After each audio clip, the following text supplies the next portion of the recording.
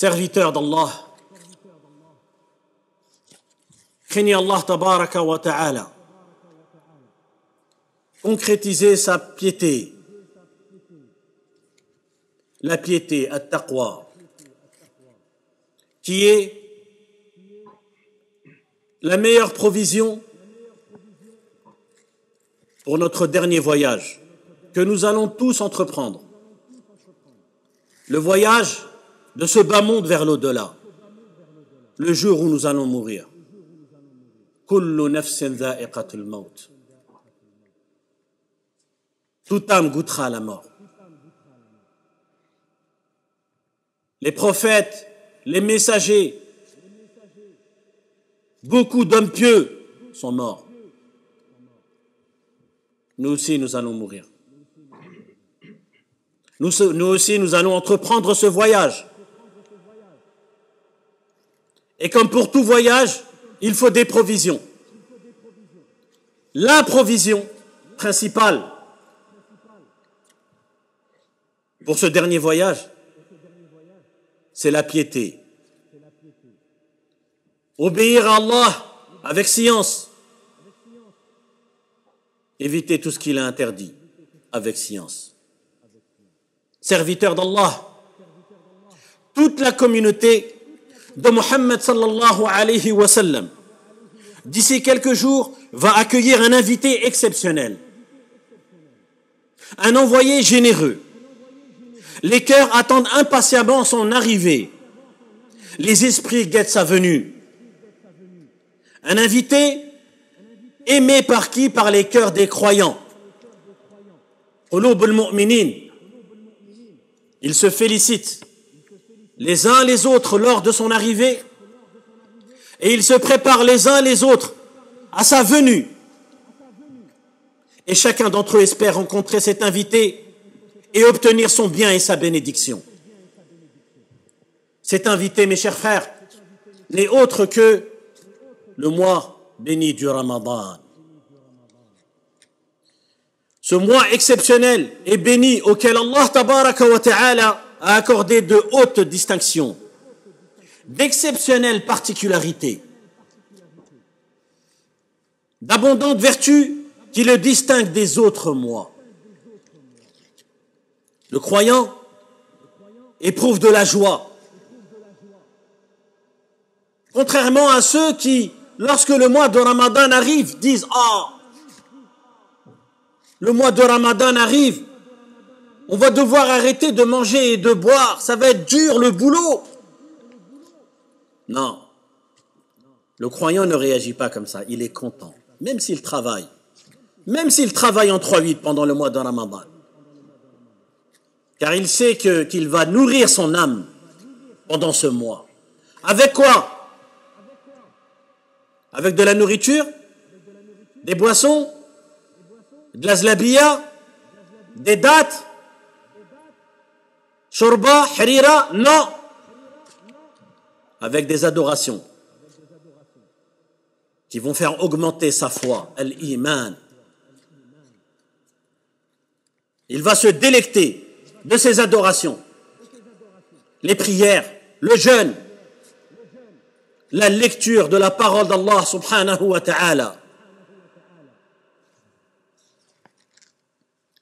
Le prophète sallallahu alayhi wa sallam avait l'habitude d'annoncer à ses compagnons la venue de ce mois béni, tout en leur montrant ses spécificités, ses mérites et ses vertus. Dans quel but? Dans le but de nous motiver. Lorsqu'on connaît le mérite d'une chose, on est motivé à la faire. L'état d'esprit avec lequel on l'a fait est un autre état d'esprit. On est motivé, on en veut. On est plus apte à être sincère, car on sait que ces mérites ne seront donnés en guise de récompense que si on a été sincère envers notre Seigneur, subhanahu wa ta'ala. Le prophète alayhi salatu wassalam leur demandait de veiller à agir sérieusement et à faire des efforts durant ce mois, en accomplissant des actes d'obéissance à Allah subhanahu wa ta'ala et en se rapprochant de lui par les actes qu'il agrée. Comment se rapproche-t-on d'Allah subhanahu wa ta'ala? Mes chers frères, cette question-là, est-ce qu'elle est importante? Wallah, elle est très importante. comment se rapproche-t-on d'Allah? Eh bien, dans un hadith divin, Allah nous dit on se rapproche d'Allah en multipliant les bonnes actions. Le croyant, dans un premier temps, il n'a aucun manquement. Il essaie d'avoir aucun manquement. C'est-à-dire, dans tout ce qui est obligatoire, il le fait. Une fois qu'il fait tout ce qui est obligatoire et qu'il n'a pas de manquement vis-à-vis d'Allah, eh bien, il multiplie les bonnes actions qui ne sont pas obligatoires pour se rapprocher d'Allah, jusqu'à ce qu'Allah l'aime. Si tu gagnes l'amour d'Allah, tu as tout gagné. Alhamdulillah. Alhamdulillah. Gagner l'amour de qui? D'Allah. Le Seigneur de l'univers. Celui qui nous a créés, celui qui gère absolument tout. Celui que les musulmans adorent et vouent leurs adorations d'une manière exclusive.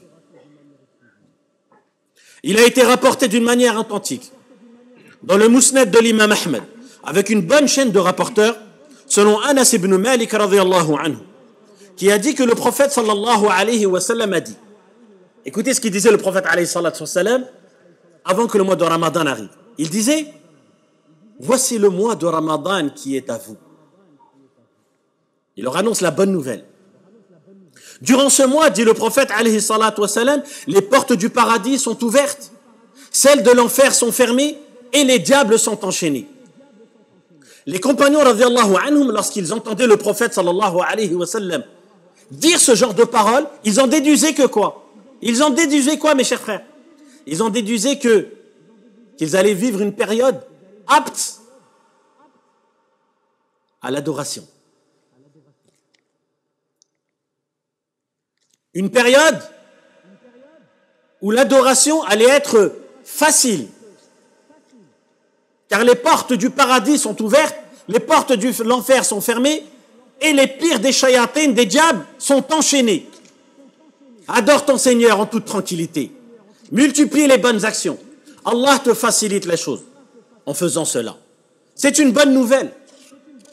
C'est pour dire aux croyants, mais les croyants, vous allez vivre une période propice à l'adoration. Une période annuelle unique. Celui qui l'aura raté aura raté quelque chose d'énorme. Et celui qui en aura profité de quelque chose d'énorme. Il a dit aussi, alayhi salatu wassalam, lorsque la première nuit du Ramadan, du mois du Ramadan, lors de la première nuit du mois de Ramadan, les démons et les djinns les plus acharnés contre les humains sont enchaînés. Les portes de l'enfer sont fermées sans qu'aucune ne soit ouverte. Les portes du paradis sont ouvertes sans qu'aucune ne soit fermée. Et un héros, c'est un annonciateur qui fait des annonces à haute voix. Que dit cet héros la première nuit du Ramadan? Écoutez bien. Il dit, ô celui qui recherche le bien. Ya bari el khair. Celui qui recherche le bien. C'est comme ça qu'on doit être, mes frères, wallah. Recherchez constamment le bien, pas le mal. Oh, celui qui recherche le bien, avance. Et ensuite, il dit, cette personne, cet annonciateur à haute voix, cet héros, oh, celui qui cherche le mal, recule. Et ensuite, le prophète, alayhi salatu wassalam, a dit, et ça, c'est quelque chose de azim. Et Allah a des affranchis de l'enfer, et cela chaque nuit de Ramadan. Allahumma ja'alna minhum. Amin. Allahumma ja'alna minhum. Peut-être que ce mois-ci, Allah subhanahu wa ta'ala, après t'avoir écrit parmi les gens de l'enfer, après nous avoir écrit parmi les gens de l'enfer, eh bien, il va nous affranchir pendant l'une de ces nuits. Mais pour cela, mes chers frères, il va falloir faire des efforts. Et je sais que les efforts ne sont pas simples, wallah. Surtout lorsqu'on travaille ou lorsqu'on est malade. Mais Allah tabaraka wa ta'ala le sait.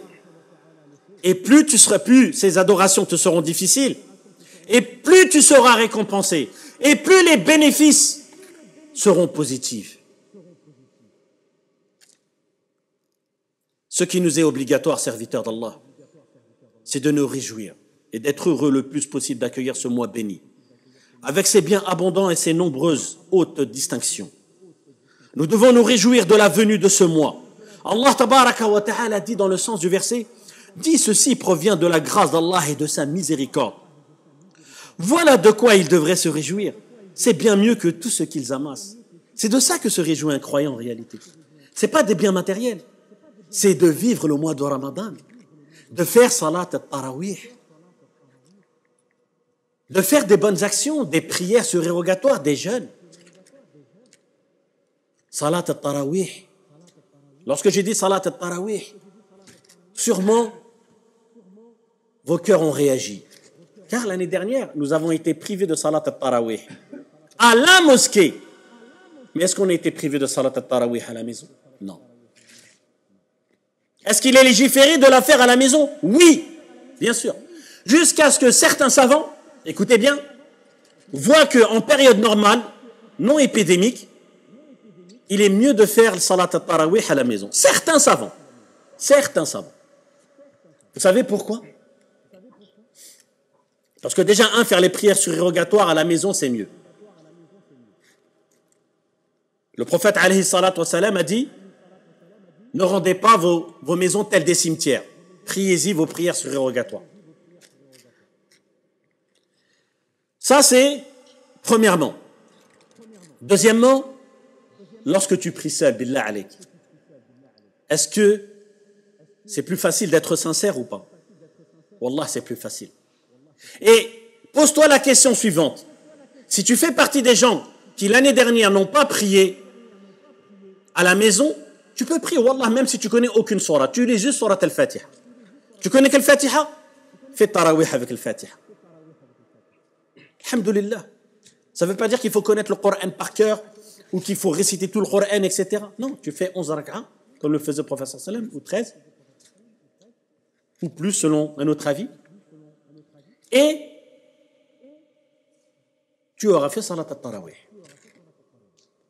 Donc je disais, la question qui se pose est, que devraient se poser certains, c'est, est-ce que je suis sincère lorsque je fais salat al-tarawih en groupe? Est-ce que j'étais sincère les années précédentes? Est-ce que je le faisais pour Allah? Pourquoi lorsque je pouvais la faire chez moi, je ne la faisais pas, mais lorsque elle était à la mosquée, je la faisais? Wallah, les frères, ce genre de questions, il faut se la poser. D'ailleurs, le mois que nous allons vivre, le mois de Ramadan, c'est une opportunité justement pour se remettre en question. Il va falloir que chacun d'entre nous fasse un examen de conscience et qu'il se pose des questions, les bonnes questions. Le mois de Ramadan, mes chers frères, son objectif c'est quoi? Allah, il l'a dit clairement dans le Coran. La'allakum tattaqun. Peut-être atteindrez-vous la piété. Le mois de Ramadan est une opportunité de devenir plus pieux, de s'améliorer. Ton état avant le Ramadan, il doit être mieux que ton état après le Ramadan. Le Ramadan, en fait, c'est le tremplin annuel pour t'améliorer, augmenter ta foi, ajouter des bonnes actions à ce que tu as l'habitude de faire, éviter des mauvaises actions, les annuler que tu faisais. Tu fais ta liste des bonnes actions, tu l'allonges pendant Ramadan et tu continues après Ramadan. Tu fais ta liste des mauvaises actions, sois sincère, sois véridique. Tu ne peux pas mentir à toi-même. Tu fais ta liste des mauvaises actions et cette liste, par contre, il ne faut pas la diminuer. Il ne faut pas l'allonger, il faut la diminuer. Et en priorité, attention, les grands péchés. Al-Kabaïr. Car les petits péchés, alhamdulillah, Allah nous a facilité leur expiation. Juste en commettant des bonnes actions, Allah t'efface tes mauvaises actions. En faisant des istighfars. Mais les grands péchés, attention. Car celui qui ne se repent pas de ses grands péchés dans ce bas monde, et il meurt avec, eh bien ils seront sur la balance yawm al-qiyamah. Et ces grands péchés-là, les savants disent, ils seront sous la volonté d'Allah. C'est-à-dire que, s'il veut, il pardonne à la personne et le fait entrer directement au paradis. Et s'il veut aussi, il le fait entrer en enfer pendant une période proportionnelle à ses grands péchés. Ensuite, il fait sortir et il entre au final au paradis. Mais attention, attention au plus grand des grands péchés. Al-shirk billah, le grand shirk. Et beaucoup de gens n'en sont pas préservés. Loin de ça. Loin de cela.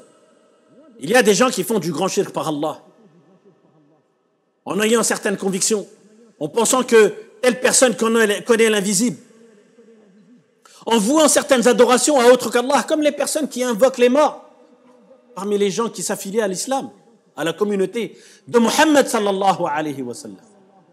Ce péché-là, c'est le seul péché au sujet duquel Allah a dit « Inna Allah la yaghfiru an yushraka bih wa yaghfiru ma duna dhalika liman yasha » Allah, certes Allah, le jour du jugement dernier, il ne pardonnera pas le grand polythéisme. En dehors du grand polythéisme, dit Allah, il pardonne à qui il veut. C'est pour ça que j'ai dit tout à l'heure que ces grands péchés-là étaient sous la volonté d'Allah subhanahu wa ta'ala.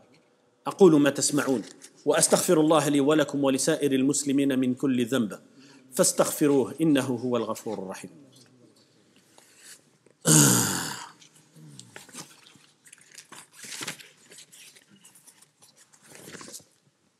الحمد لله عظيم الإحسان واسع الفضل والجود والامتنان وأشهد أن لا إله إلا الله وحده لا شريك له وأشهد أن محمدًا عبده ورسوله صلى الله عليه وعلى آله وصحبه وسلم تسليمًا كثيرًا إلى يوم الدين.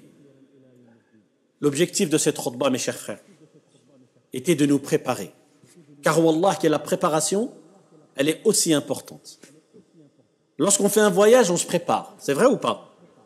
On se prépare, on est content, on est joyeux, on va faire des courses, etc. Eh bien, c'est la même chose aussi pour Ramadan. Mais sauf que la préparation pour le Ramadan, elle ne se fait pas seulement en faisant des stocks de nourriture, de dattes, de zlebia, de chemia, de je ne sais quoi. Non. Elle se fait en se préparant, en se donnant des objectifs. Augmenter ma piété, mes bonnes actions, ne plus avoir de manquement vis-à-vis d'Allah par rapport aux actes obligatoires, augmenter mes actes surérogatoires. Je jeûne plus après le Ramadan, je fais plus de prières surérogatoires, je ne priais pas la nuit, je prie la nuit, ne serait-ce que 2 rak'ahs, ne serait-ce que juste le witr. Je donnais rien aux pauvres, je donne un petit peu, même 1 euro par semaine, etc., etc. Et concernant les péchés, je diminue. En particulier et en priorité les grands péchés. Car les petits péchés, on en fait tous. Et si quelqu'un prétend ne faire aucun petit péché, eh bien cette personne-là est prétentieuse. Je dirais même que c'est une personne qui ment. Car le prophète alayhi salatu wa salam a dit tous les enfants de Adam, kull ibn Adam khata. Tous les enfants d'ibn Adam commettent des péchés. Tous, le prophète alayhi salatu wa salam a dit. Mais les meilleurs des pécheurs, de ceux qui commettent les péchés, sont ceux qui se repentent. At-tawba. At-tawba, mes chers frères. Voici venue la grande opportunité de se repentir, de s'améliorer. Le mois de Ramadan, Shahru Ramadan al-Mubarak. On demande à Allah subhanahu wa ta'ala de nous aider à profiter de ce mois. Amin.